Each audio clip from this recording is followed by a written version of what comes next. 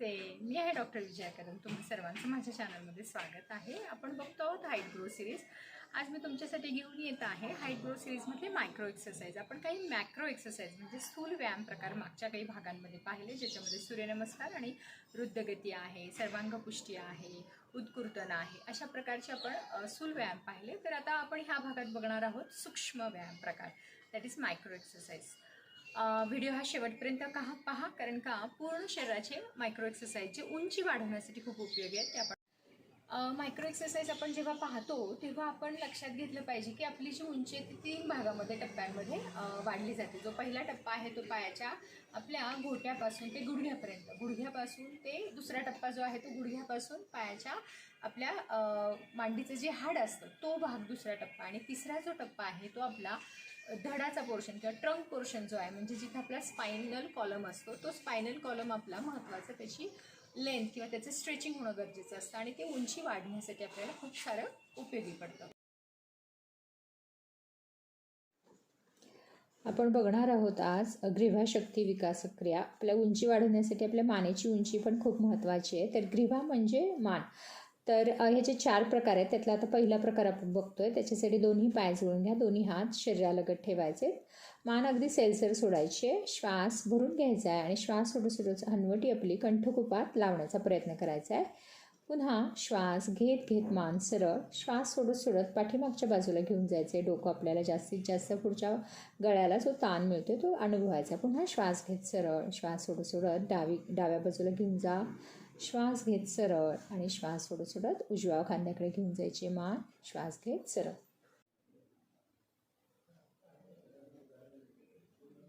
श्वास घेत आता आपल्याला श्वास सोडत सोडत मान खाली न्यायची. मानेच्या मागच्या बाजूचा ताण, पुढच्या बाजूला दाब अनुभवायचा आहे. ह्याच्यामध्ये हनवटी कंठकुपात आपल्याला रोवायची आहे. श्वास घेत सरळ व्हायचं आहे. श्वास सोडत सोडत मान मागं न्यायची आहे. आता पुढच्या गळ्याच्या स्नायूंना जो ताण आहे तो अनुभवायचा आहे. मागं आपलं डोकं जे आहे ते पाठी लावण्याचा प्रयत्न करायचा आहे. पुन्हा श्वास घेत घेत मान सरळ. आता सावकाश मान डावीकडे श्वास सोडत सोडत घेऊन जायचं आहे. उजव्या बाजूच्या खांदा खाली खेचायचा. सो ताण जो येतोय मानेच्या साईडच्या स्नायूंना तो अनुभवण्याचा प्रयत्न करायचा. श्वास घेत मान सरळ, श्वास सोडत सोडत मान आता उजवीकडे घेऊन जायचे. आता डाव्या बाजूच्या खांदा खालच्या दिशेने खेचून घ्या. अपोजिट साईडचा जो ताण येतोय तो आपल्याला अनुभवायचा इथं आणि तो ताण फील करून घ्या. स्ट्रेच इथं अनुभवायचा आहे. श्वास घेत सावकाश.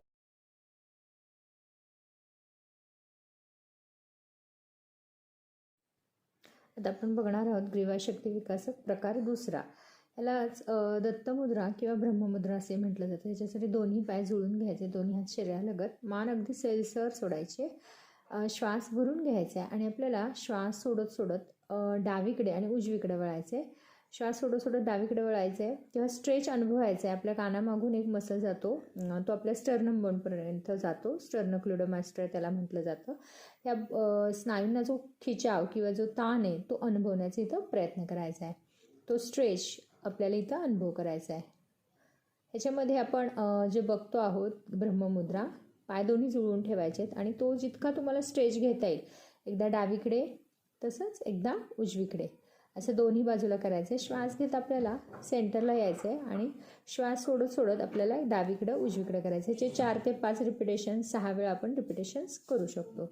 ब्रह्ममुद्रा, डावीकडे श्वास सोडत, पुन्हा श्वास घेत मान सरळ आणि श्वास सोडत सोडत उजवीकडे. हा स्ट्रेच आपल्याला इथं अनुभवण्याचा प्रयत्न करायचा आहे.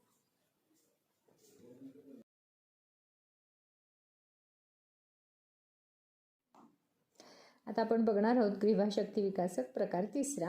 ह्याच्यामध्ये आपल्याला मानेचे रोटेशन करायचे. दोन्ही पाय इथं जुळून घ्यायचे, दोन्ही हात शरीरालगत राहतील, मान एकदम सैलसर सोडायचे, श्वास भरून घ्या, श्वास सोडत सोडत हनवटी कंठकुपात घालायचे, मान डावीकडे, पुन्हा पाठीमागे, सावकाश मान उजवीकडे, मध्ये सेंटरला पुन्हा कंठकुपात आणायचे.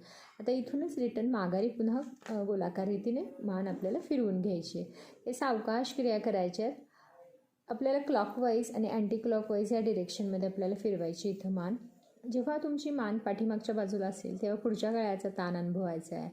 जेव्हा मान उजवीकडे असेल तेव्हा डाव्या बाजूचा ताण अनुभवायचा आहे.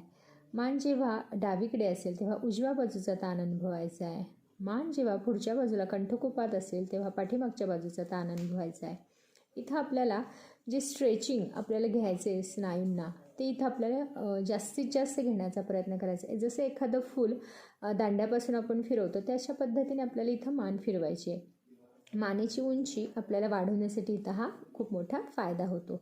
सो ग्रीवाशक्ती विकासकच्या अशा पद्धतीने आपण 3 प्रकार बघितले. अजून त्यातला एक चौथा प्रकार आहे तो आपण आता बघणार आहोत. हे गोलाकार रीतीने फिरवून घ्यायचे छानपैकी मान, सगळे स्नायू आपले मोकळे करून घ्यायचे.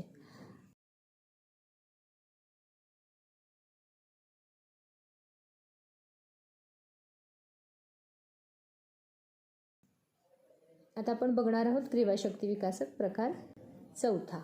याच्यामध्ये काय करायचं आहे, ग्रीवाशक्ती विकासक प्रकार जे आपल्या गळ्याच्या सगळ्या नाड्या म्हणतो आपण किंवा जे स्नायू आहेत त्यांना कॉन्ट्रॅक्ट करायचे आणि रिलॅक्स करायचे. ते स्नायू सगळे आपल्याला ताणून घ्यायचे, तिथं कॉन्ट्रॅक्ट करायचे. त्याच्यामध्ये श्वासाची जोड ह्याला द्यायची. श्वास भरून जेव्हा घ्याल तेव्हा ते कॉन्ट्रॅक्ट करायचे आणि जेव्हा श्वास आपण सोडू तेव्हा ते रिलॅक्स करायचे. श्वास घेताना कॉन्ट्रॅक्ट करायचे स्नायू आणि पोट बाहेर येईल. जेव्हा आपण श्वास बाहेर सोडू तेव्हा पोट आत जाणार आहे. अशा पद्धतीने आपल्याला हा चौथा प्रकारसुद्धा इथं करायचा आहे. आणि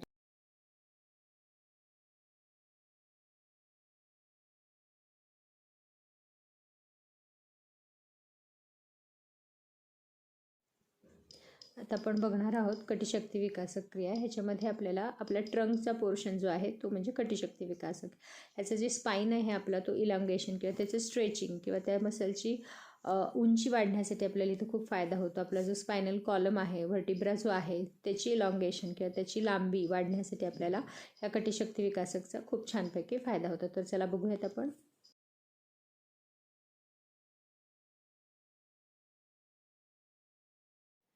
तर पहिला आपण कटिशक्ती विकासक प्रकार पहिला बघतो. ह्याच्यासाठी दोन्ही पाय जुळून घ्यायचे. उजव्या हाताचा अंगठा हात आणि चारी बोटं कव्हर करायचे. त्याची मूठ तयार करायची. दुसऱ्या हाताने त्याचं मनगट आपल्याला पकडायचे. श्वास घेत घेत अप्पर बॅकपासून आपल्याला बॅक बेंडिंग इथं करायचं आहे.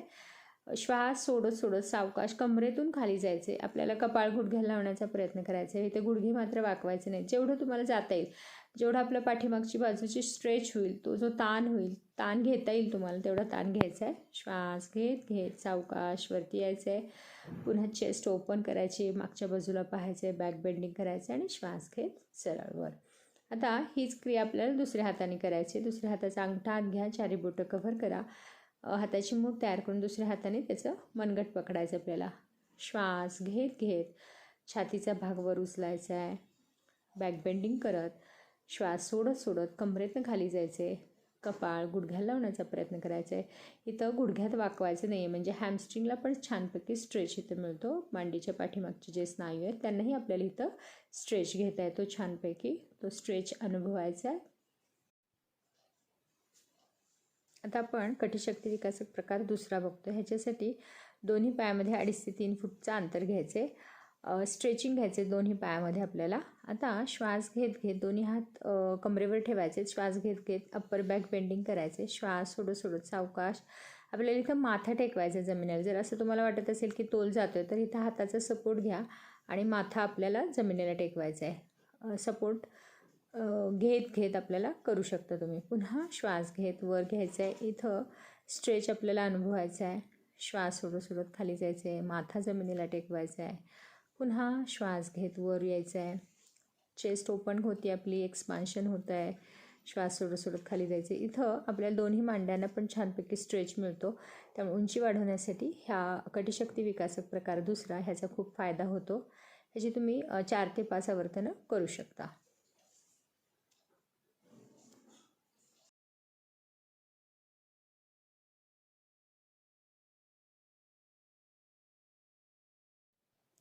आता आपण कटिशक्ती विकासक प्रकार तिसरा बघतो. ह्याच्यासाठी दोन्ही हात सरळ ठेवायचे आहेत आपल्याला. आपल्याला अप्पर ट्रंक किंवा आपला वरचा धडाचा पोर्शन आहे मागं घ्यायचा आहे. श्वास सोडत सोडत पुन्हा खाली वाकायचं आहे आपल्याला. कपाळ गुडघ्याला लावण्याचा प्रयत्न करायचा. ह्याच्या वेळेला हात वरती आकाशाच्या दिशेने राहते. ही रोबोटसारखी एक पोज तयार होती आपली. श्वास घेत पुन्हा वरती यायचं आहे. पुन्हा श्वास सोडत सोडत हात इथं आपल्याला ताठ ठेवायचे. श्वास सोडत सोडत खाली जायचे आणि कपाळ गुडघ्याला लावण्याचा प्रयत्न करायचा आहे. इथं आपलं स्पाईन पुश करायचं आहे आपल्याला. इथं तो जो स्ट्रेच इथं अनुभवायचा आहे.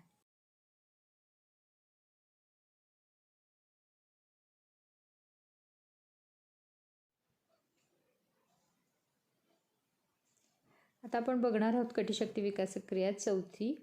पुढचा जो भाग आहे ह्याच्यासाठी काय करायचं, दोन्ही पाय जुळून घ्यायचे, धड सरळ ठेवायचे, आपल्याला दोन्ही हात खांद्याच्या रेषेमध्ये घ्यायचे, श्वास भरून घ्यायचे आणि श्वास सोडत सोडत सावकाश आपल्याला उजवा हात आपल्या गुडघ्याच्या खाली नेण्याचा प्रयत्न करायचा आहे.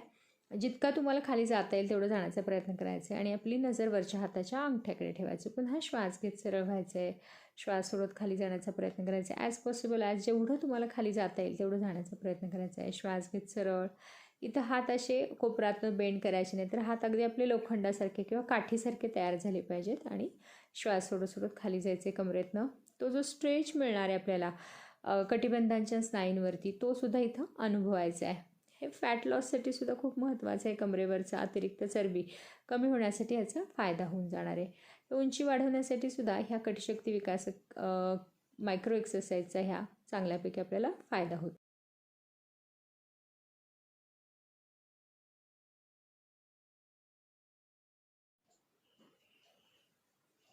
आता आपण बघणार आहोत कटिशक्ती विकासक क्रिया पाचवी. ह्याच्यामध्ये दोन्ही पायामध्ये आपल्याला शोल्डर लेवल एवढं अंतर घ्यायचं आहे.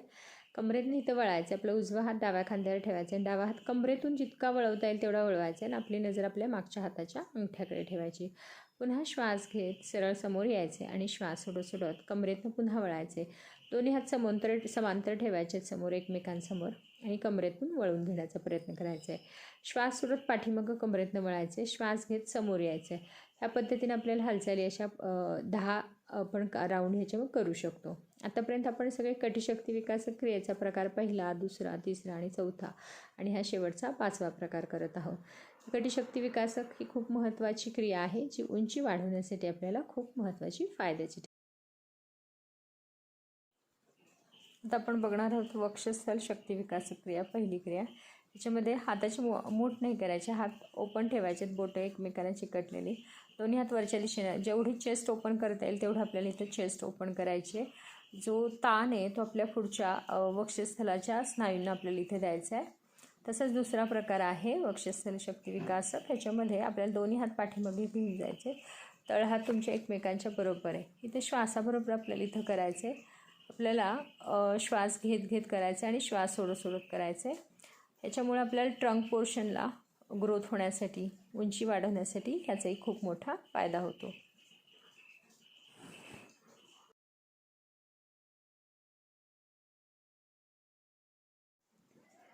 आता आपण बघणार आहोत जंघाशक्ती विकासक प्रकार पहिला, दुसरा आणि तिसरा. त्यातला पहिला जो प्रकार आहे ह्याच्यामध्ये आपल्याला जंघाशक्ती, जंघा म्हणजे थाईजवरती ह्याचं ॲक्शन आहे. ह्याच्यामध्ये पहिल्या प्रकारात दोन्ही पाय जुळून घ्यायचे, श्वास घेत दोन्ही हात खांद्याच्या रेषेमध्ये आणि श्वास सोडत गुडघ्यातून खुर्चीत बसल्याप्रमाणे करायचे. पुढे गुडघे नाहीत वाकवायचे, पाठीतून पण कणा ताट करण्याचा प्रयत्न करायचा. इथं श्वास घेत यायचे आपल्याला, श्वास सोडत सोडत सावकाश खाली बसण्याचा प्रयत्न.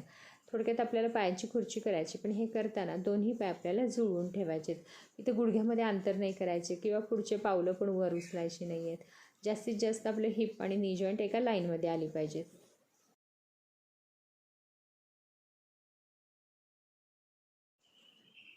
जंघाशक्ती विकासक प्रकार दुसरा. ह्याच्यामध्ये जंप आहे. दोन्ही पायामध्ये आपल्याला अंतर घ्यायचे, दोन्ही हात पण वरती वर उचलायचे. आता इथे श्वास घेत दोन्ही पायामध्ये अंतर, श्वास सोडत इन, श्वास सोडत बाहेर, श्वास सोडत आतमध्ये. ह्या पद्धतीने आपल्याला जंप करून घ्यायचे आहेत. 10 ते 20 इथे जंप करून घ्यायचे आहेत. आता आपण श्वासाचं नियोजन फक्त उलट्या पद्धतीने करूया. दोन्ही पायामध्ये अंतर घेताना आपण मगाशी श्वास बाहेर सोडला होता, आता श्वास आत भरून घ्यायचा आहे आणि श्वास बाहेर सोडायचा आहे. ह्या पद्धतीने आपल्याला करून घ्यायचं आहे. जेव्हा पाय ओपन होतील तेव्हा श्वास भरून घ्यायचा आहे.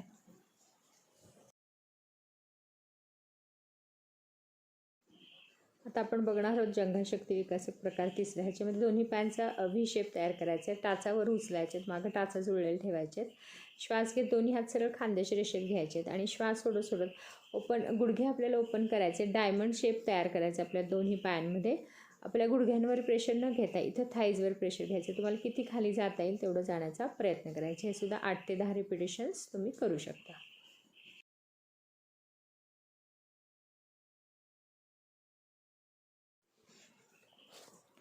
आता आपण बघणार आहोत पादमूल शक्ती विकासक पहिली क्रिया. ह्याच्यामध्ये आपल्याला टाचावर उचलायचे, तिथे दोन्ही पाय जुळून घ्यायचे, अंगठा आणि टाचा.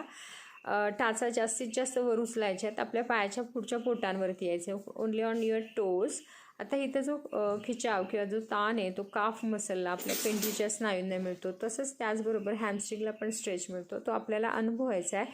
जितकं तुम्हाला वरती खेचता येईल तेवढं खेचण्याचा प्रयत्न करायचा. ह्याची आपल्याला 10 रिपिटेशन्स आपण करू शकता. 10-20पर्यंत आपण ह्याची प्रॅक्टिस करू शकतो. फक्त आपल्या पायाच्या बोटांवरती यायचं, जास्तीत जास्त तो ताण आपल्याला इथं अनुभवण्याचा प्रयत्न करायचा आहे. आता पादमूल शक्ती विकासक दुसरी क्रिया, ह्याच्यामध्ये जंप आहे. त्या सेम स्पॉटवरती आपल्याला जसं की बॉल उसळी मारतो त्या पद्धतीने आपल्याला शरीरामध्ये तो बाउन्सिंग करायचा आहे. पुढं किंवा मागं नाही एवढी मारायची, तर एका सेम जागेवरती आपल्याला जस्ट जंप करायचे. ह्याचे पण 10 ते 20 रिपिटेशन्स तुम्ही ह्याचा अभ्यास करू शकता.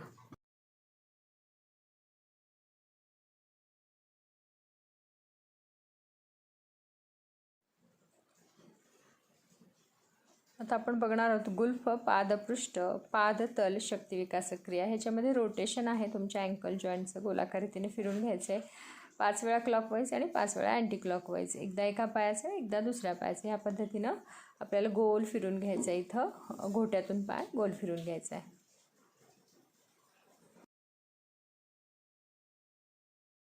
आजचा जर व्हिडिओ आवडला असेल तर लाईक करा, शेअर करा, कमेंट करा आणि जी कोणी माझ्या चॅनलवरती नवीन असतील त्यांनी माझं चॅनल सबस्क्राईब करा. बेल आयकॉनचं बटन दाबायला विसरू नका, कारण का नोटिफिकेशन तुम्हाला त्याशिवाय येणार नाहीत. विविध वेगवेगळे प्रकारचे आपण जी योगा सिरीज घेत आहोत त्याची नोटिफिकेशन येण्यासाठी बेल आयकॉनचं बटन दाबायला विसरू नका. धन्यवाद. Thank you so much.